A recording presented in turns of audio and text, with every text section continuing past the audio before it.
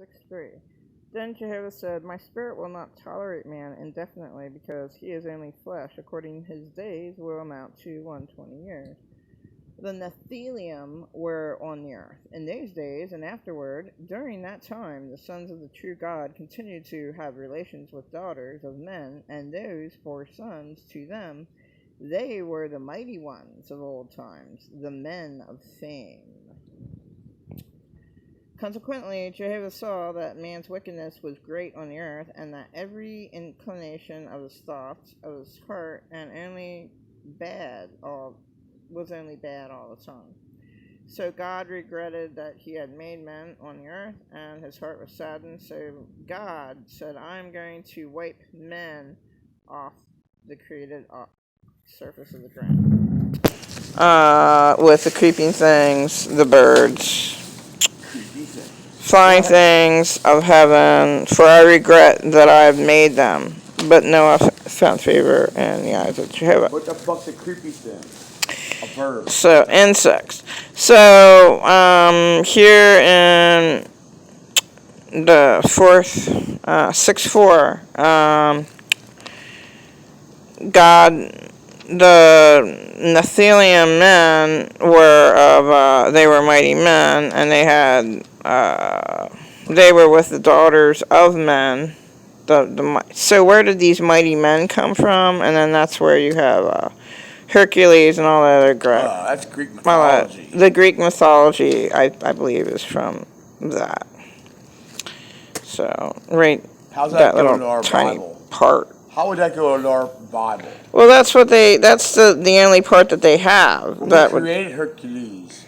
And Zeus. I don't know. The Nephilim, they were always there. Where did they come from? Yeah. Zeus, Medusa. Yeah, okay.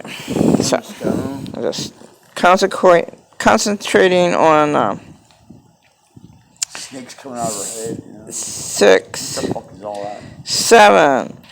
God said, I'm going to wipe out men that I've created off the surface of the ground. Now, he regrets that he had made them. Alright, I'm going with that verse right there. And of course, that goes over to Ecclesiastes 4.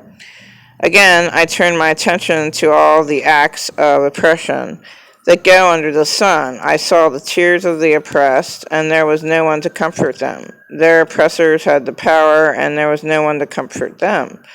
And I congratulated the dead who had already died rather than the living who were still alive, and better off than both of them is the one who has not yet been born, who has not seen the distressing deeds that are done under the sun.